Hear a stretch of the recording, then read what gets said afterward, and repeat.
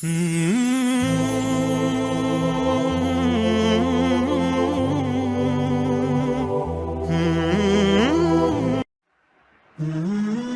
ملګري واقع بیانوله زموږ د سفر دوران یو امي ملګری عام اهل حدیث ملګری او د بعضې مبتدعینو بدعتیانو مولیانو راوغوښتو تنګ یې کړو پریشان یې کړو ورته یې ویلې چې زه به مونږ تا سره د سورت فاتحې په مسله باندې بحث ته خپل مولیان راوله دا بعضې وخت کې دې ډېره سینه زوري کوي مونږ دې شي ته نه خوشحالېږو دا دور داسې دی چې د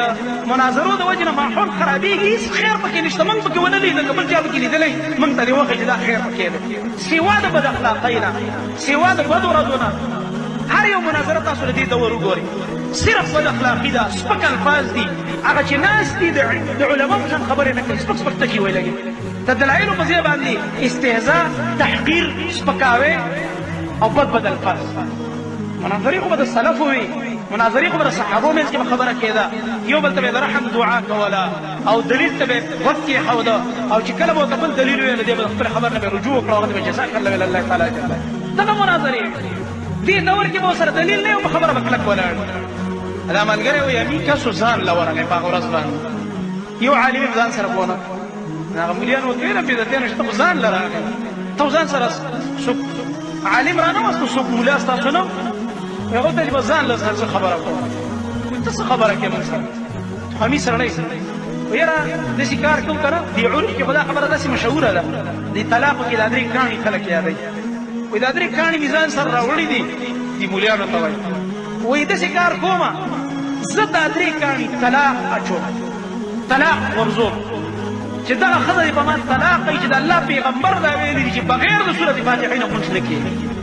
تاسو طلاق واچوئ مولیانو مفتیانو صاحبانو وغورځوئ طلاق چې بغیر د صورت فاتحې نه پیغمبر وایي چې لمونځ کېږي واچوئ طلاق ټول یو بل ته کتل حیران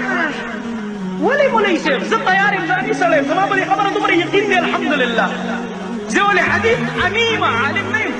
ما یقین دی په دې خبره دومره په دې حدیث باندې زه طلاق اچوم چې زما پیغمبر ویلي دي چې بغیر د صورت فاتحې نه لمونځ نه کېږي ته دا طلاق واچوه دا الفاظ به وې چې پیغمبر ویلي چې بغیر د صورت فاتحې نه لمونځ کېږي او صورت فاتحه مه وایه دا ووایه تیار وی نه شو دی زما محترم ورونو بعضې خبره ښه واضحه دې صاحبان ته په دې زړه کې پته وي خو د ضد د وجې نه د تنظیم پرستۍ د وجې نه د تعصباتو د وجې نه د نورو 200 خبرو د وجې نه هغه حق طرف ته نه راځي زموږ مقصد په چا تنقید کول نه دي مقصد دا دی چې د دې دین دفاع دې سنتو باندې به آخر څوک عمل کوي